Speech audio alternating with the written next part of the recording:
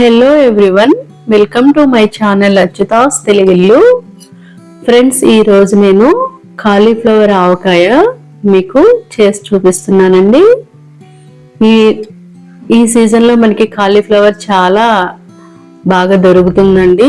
November నుంచి ఇంచుమించుగా ఒక 4 to 5 months వరకు మనకి కాలీఫ్లవర్ బాగా వస్తుంది మార్కెట్లోకి. ఈ టైంలో మనం దీన్ని పచ్చడిగా చేసి పెట్టుకుని 15 నుంచి 1 month వరకు మనం దీన్ని యూజ్ చేసుకోవచ్చండి. దాంతోపాటు కాలీఫ్లవర్తో పాటు పచ్చిమిర్చి కూడా యాడ్ చేస్తానండి నేను. అప్పుడు ఈ పచ్చిమిర్చి పెరుగులో రంచుకుని తినడానికి చక్కగా కారంలో ఊరి చాలా బాగుంటాయండి. తప్పకుండా ఈ పచ్చడి మీరు ఒకసారి ట్రై చేసి చూడండి, అందరికీ చాలా బాగా నచ్చుతుంది. మనం సీజనల్గా వచ్చే వెజిటబుల్స్తో కర్రీసే కాకుండా ఇలాగా అప్పటికప్పుడు ఇన్స్టెంట్గా ఇలాగా ఆవకాయ కింద కూడా ప్రిపేర్ చేసుకోవచ్చండి. దీనికోసం నేను మీకు ఒక కాలీఫ్లవర్ తోటి, ఒక పెద్ద సైజు కాలీఫ్లవర్ తోటి పచ్చడి పట్టడానికి కొలతలతో సహా మీకు చూపిస్తానండి. ముందుగా కాలీఫ్లవర్ని చిన్న చిన్న ముక్కలుగా కట్ చేసి పెట్టుకుని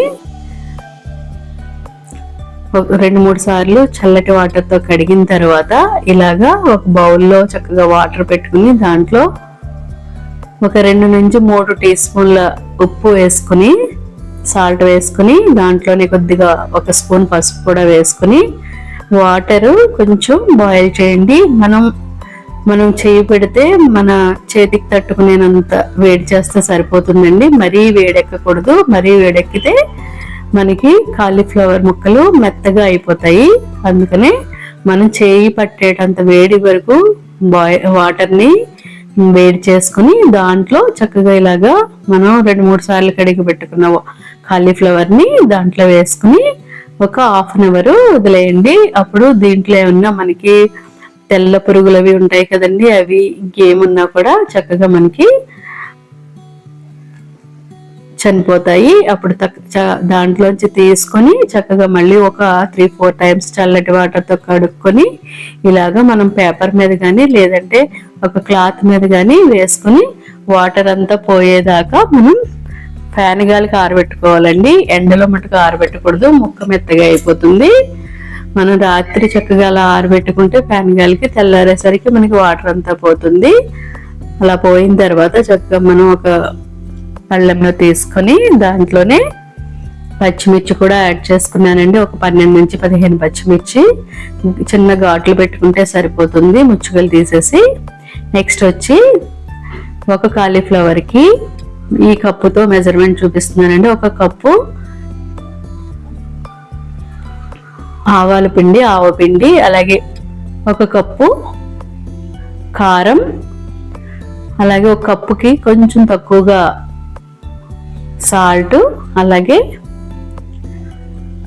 1 కప్పుకి కొద్దిగా తక్కువగా ఉండేలాగా వెల్లుల్లి రేఖలు మనం చక్కగా క్రష్ చేసుకుని మెత్తగా వేసుకోవాలండి. అలాగే 1 స్పూన్ మెంతి పిండి, అలాగే ఒక 2 నుంచి 3 కప్పులతోటి ఆయిల్ వేసుకోవాలండి. వేరుశనగ నూనె వేసుకుని చేసుకోండి, చాలా బాగుంటుంది పచ్చడి. అలాగే ముక్కలు కూడా మీ ఇష్టం. నేను కొంచెం పెద్దగానే కట్ చేశానండి. మీరు ఇంకా చిన్నగా చేసుకోవాలనుకుంటే, తొందరగా ఊరాలంటే చిన్న చిన్న ముక్కలు కట్ చేసుకోండి.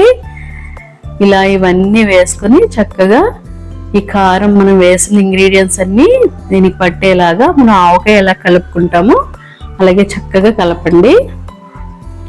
నెక్స్ట్ వచ్చి ఇలా చక్కగా కలుపుకున్న తర్వాత ఒక పెద్ద పువ్వు తీసుకుంటే కాలీఫ్లవర్ పెద్ద పువ్వు, దానికి మనం ఒక 1/2 డజన్ నిమ్మకాయలు తీసుకుని చక్కగా ఇలా రసం తీసుకొని స్ట్రైనర్లో వడకట్టుకుని దాంట్లో ఉన్న అన్ని గింజలు అన్ని పోయేలాగా స్ట్రైనర్లో వడకట్టుకుని చక్కగా అది కూడా దీంట్లో యాడ్ చేసి నిమ్మరసం యాడ్ చేసి చక్కగా కలుపుకోండి.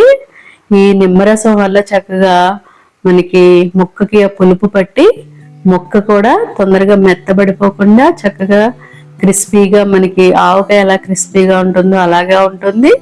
ప్లస్ ఏంటంటే పచ్చడికి పులుపు యాడ్ అయ్యి చాలా బాగుంటుందండి. ఇలాగా మనం ఈ ఇంగ్రీడియంట్స్ అన్ని వేసి చక్కగా కలుపుకొని ఒక బౌల్లో వేసేసుకుని దీన్ని మూత పెట్టి పక్కన పెట్టుకోవాలండి. సేమ్ టు సేమ్ మనం మామిడికాయ ఆవకాయ ఎలా కలుపుకుంటామో అలాగే ప్రిపరేషన్ చేస్తాం. కాకపోతే ఆవకాయకి మామిడికాయ పులుపు ఉంటుంది కాబట్టి మనం నిమ్మరసం యాడ్ చేయం. దీనికి మటుకు నిమ్మరసం యాడ్ చేస్తామండి. కొలతలు కూడా ఎప్పుడు ఆవపిండి కారం సరిపడగా వేసుకోండి. ఉప్పు కొంచెం తగ్గించి వేసుకోండి.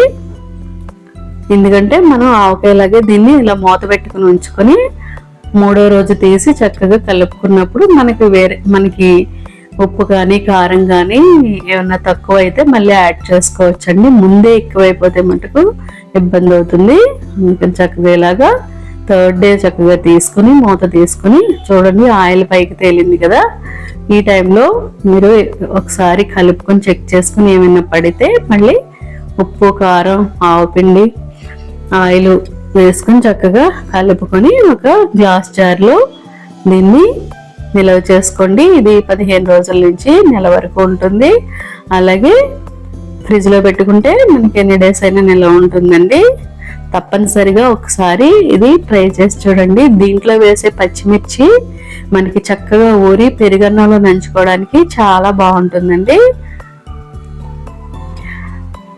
ఫ్రెండ్స్, నా రెసిపీస్ నచ్చినట్లయితే తప్పకుండా సబ్స్క్రైబ్ చేసుకుని నా ఛానల్ని ప్రమోట్ చేయండి. అలాగే లైక్ చేయండి, షేర్ చేయండి.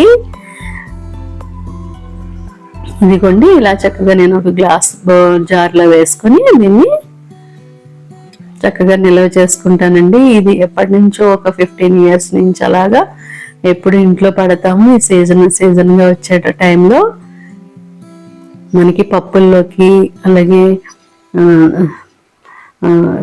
ఎప్పుడైనా కర్రీస్ చేసుకోలేనప్పుడు ఈ పచ్చడి మనం యూజ్ చేసుకోవచ్చండి. చాలా బాగుంటుంది టేస్ట్ మట్టుకు. తప్పనిసరిగా ఒకసారి ట్రై చేసి చూడండి. Okay friends, bye.